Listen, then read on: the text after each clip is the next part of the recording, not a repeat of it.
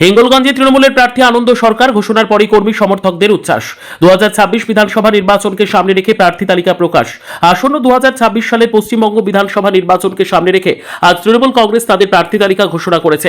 উত্তর 24 পরগনা জেলার বসিরহাট মহকুমার হিঙ্গলগঞ্জ বিধানসভা কেন্দ্র থেকে তৃণমূল কংগ্রেসের মনোনীত প্রার্থী হিসেবে নাম ঘোষণা করা হয়েছে আনন্দ সরকারের। নাম ঘোষণার সঙ্গে সঙ্গেই এলাকায় দলীয় কর্মী সমর্থকদের মধ্যে ব্যাপক উচ্ছ্বাস লক্ষ্য করা যায়। আনন্দ সরকারকে ঘিরে শুভেচ্ছা ও অভিনন্দনের জোয়ার বইতে থাকে। নিজেও যথেষ্ট উচ্ছ্বসিত আনন্দ সরকার। সংবাদ মাধ্যমের মুখোমুখি হয়ে তিনি নিজের প্রতিক্রিয়া জানান। কি বললেন তিনি তা জানতে চোখ রাখুন আমাদের নিউজের পর্দায়।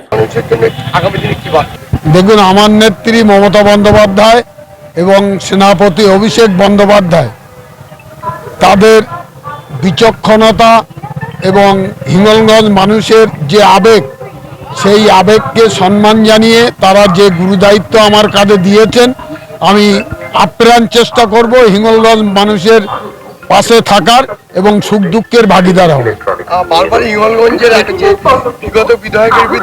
সেনাপতি অভিষেক বন্দ্যোপাধ্যায়ের সঙ্গে সবিস্তারে আলোচনা হয়েছে। হিঙ্গলগঞ্জের জন্য স্পেশাল কেয়ার হিসাবে তিনি যাতে হিঙ্গলগঞ্জ বিধানসভার প্রান্তিক মানুষদের জন্য সুখ দুঃখের কথা ভাবেন, সেই কথা আলাপ আলোচনার মধ্য দিয়েই তারপরে তারা এই সিদ্ধান্ত নিয়েছেন।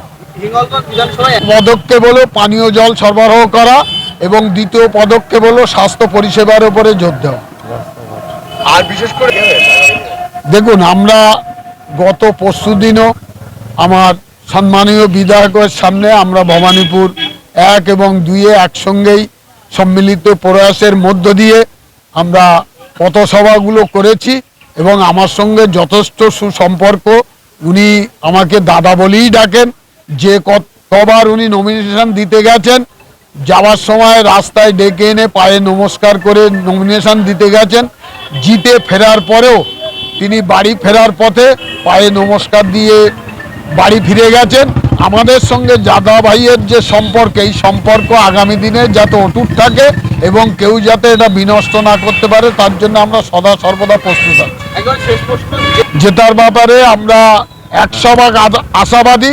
হিঙ্গলগঞ্জের মানুষ সংগঠিতভাবে তৃণমূলের সঙ্গেই লড়াই সংগ্রাম এর ইতিহাস তৈরি করেছে বিগত দিনে এবং আগামী দিনেও সেই ঐতিহ্য এবং ধারাবাহিকতাকে বজায় রাখার জন্য তারা সচেষ্ট থাকবে এবং সর্বোপরি তারা মাঠে নেমে পড়েছেন সবাই কাঁধে কাঁধ মিলিয়ে।